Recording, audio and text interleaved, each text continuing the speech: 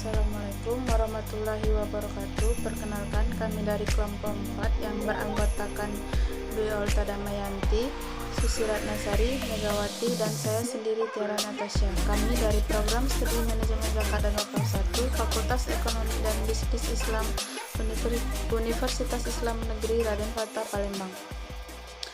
Pada video kali ini kami akan menjelaskan dan mempresentasikan hasil diskusi kami tentang penulisan persuasif dan penulisan direct request. Baiklah, saya akan menjelaskan materi pertama dan kedua. Materi pertama yaitu tentang perencanaan pesan persuasif. Penulisan pesan persuasif juga memerlukan perencanaan yang baik. Pada dasarnya, setiap perencanaan yang baik dapat membantu untuk mempercepat pencapaian suatu tujuan organisasi bisnis dengan baik. Apapun bentuk dan jenis perusahaannya, maka perencanaan yang baik mutlak diperlukan bagi pencapaian suatu tujuan tertentu. Secara sederhana, persuasi yang efektif adalah kemampuan untuk menyampaikan suatu pesan bisnis dengan suatu cara yang membuat audiens atau penerima pesan merasa tidak mempunyai pilihan lain dan membuat mereka setuju. Pihak yang menerima pesan bisnis tersebut juga harus memahami dan menerima dengan baik substansi pesan bisnis yang disampaikan tersebut.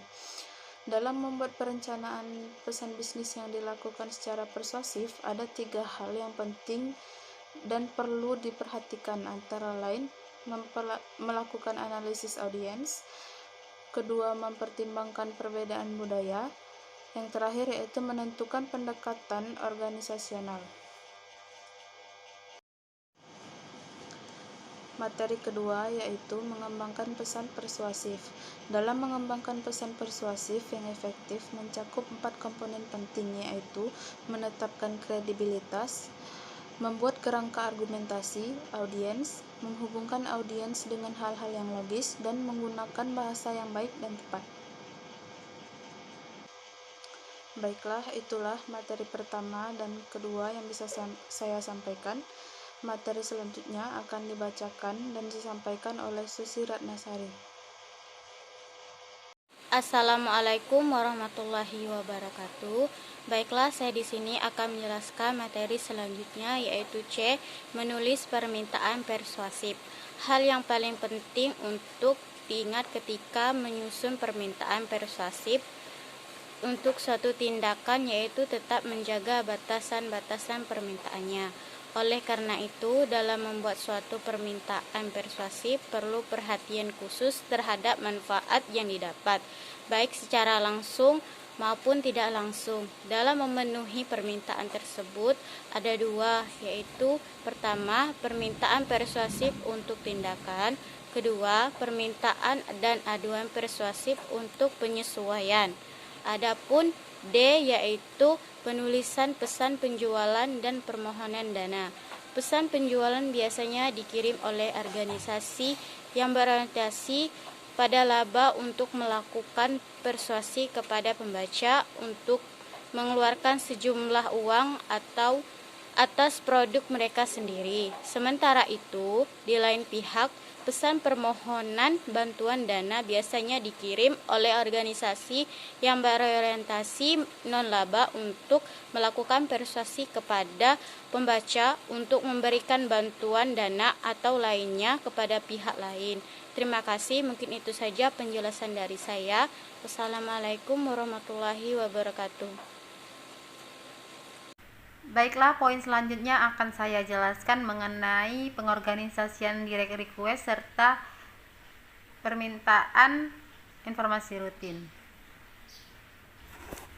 Direct request atau permintaan langsung dapat diartikan sebagai suatu kegiatan yang dilakukan oleh seseorang dalam suatu organisasi bisnis maupun non-bisnis kepada pihak lain untuk meminta berbagai informasi penting dengan segera dan dengan menggunakan berbagai media komunikasi yang ada, termasuk media elektronik, yaitu dengan menyatakan pada kalimat pertama, kemudian diikuti penjelasannya, lalu Selain itu menggunakan bahasa resmi, jelas, ringkas, dan mudah dipahami audiens, serta menghindari penggunaan istilah yang tidak dipahami oleh audiens.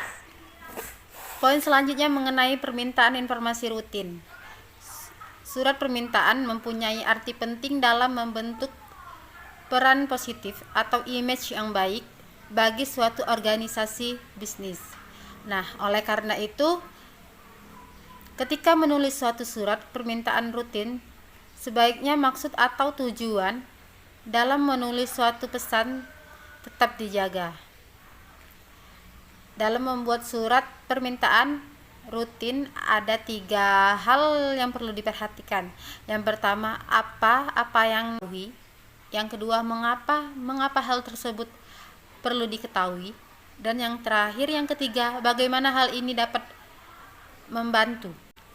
Dalam kaitannya dengan direct request, maka permintaan dapat berasal dari dalam atau internal maupun dari luar atau eksternal organisasi bisnis. Di dalam suatu organisasi bisnis internal, sebaiknya dilakukan secara tertulis seperti memo atau surat, dan juga agar terdokumentasi sesuai secara administratif.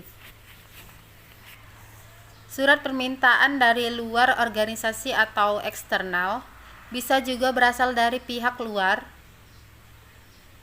organisasi bisnis seperti konsumen, pemasok atau spoiler, dan perusahaan lain. Selain itu, surat dikirim keluar organisasi bisnis untuk memperoleh berbagai informasi penting seperti informasi produk baru, katalog buku-buku terbaru, keinginan untuk menjalin kerjasama bisnis, keinginan untuk berlangganan koran, tabloid, atau majalah. Baiklah, itulah poin-poin mengenai pengorganisasian direct request serta permintaan informasi rutin.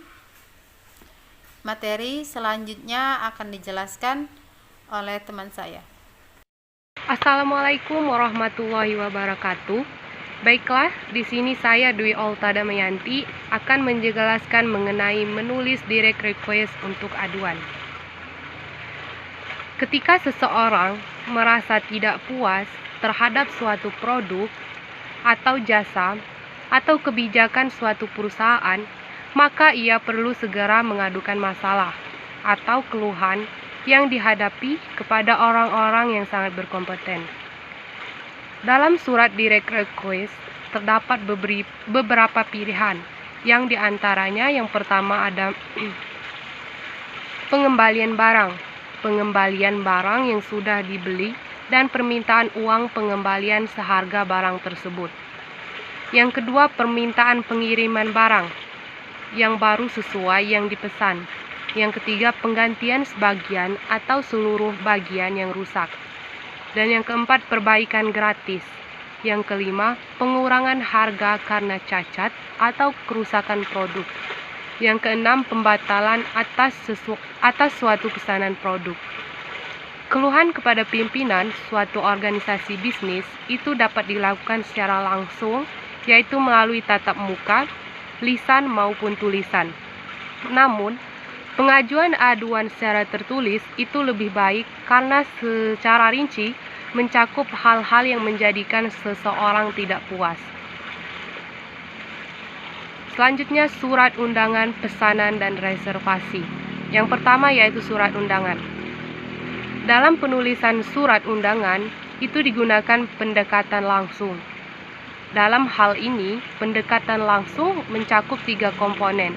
Yang pertama ada ide pokok, penjelasan rinci, dan penutup ide pokok.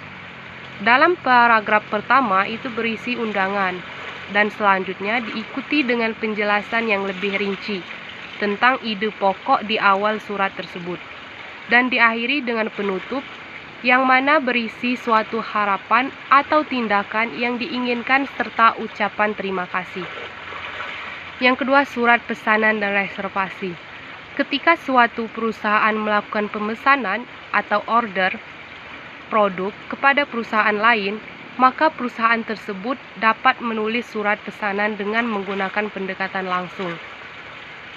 Surat pesanan paling tidak mencakup 3 komponen penting, yaitu rincian apa yang Anda pesan, bagaimana pengirimannya, dan bagaimana cara pembayarannya. Kemukakan secara jelas bahwa kuantitas atau jumlah barang yang Anda pesan, ukuran, warna, style, harga pembayaran, lokasi pesanan, tanggal pengiriman, dan petunjuk khusus lainnya. Yang terakhir yaitu permintaan kredit. Dalam dunia perkreditan, kemampuan seseorang melunasi kredit sesuai dengan aturan main yang ada, seperti tepat waktu, tidak pernah menunggak, lancar, akan memperbesar peluangnya memperoleh kredit pada periode-periode berikutnya. Kepercayaan lembaga perkreditan itu tergantung pada bagaimana prestasi seseorang dalam melunasi kredit. Nah, bagaimana seseorang dapat memperoleh kredit? Di sini, secara sederhana, ada 2 tahap yang perlu diperhatikan, yaitu mengisi formulir yang telah disediakan oleh lembaga perkreditan yang ada dan melengkapi berbagai data pendukung. Untuk memperoleh formulirnya, seseorang bisa datang sendiri ke lembaga perkreditan tersebut. Baiklah, itu saja materi tentang penulisan pesan persuasif dan penulisan direct request yang bisa kelompok kami sampaikan. Lebih kurangnya kami mohon maaf. Kepada Allah kami mohon ampun. Wassalamualaikum warahmatullahi wabarakatuh.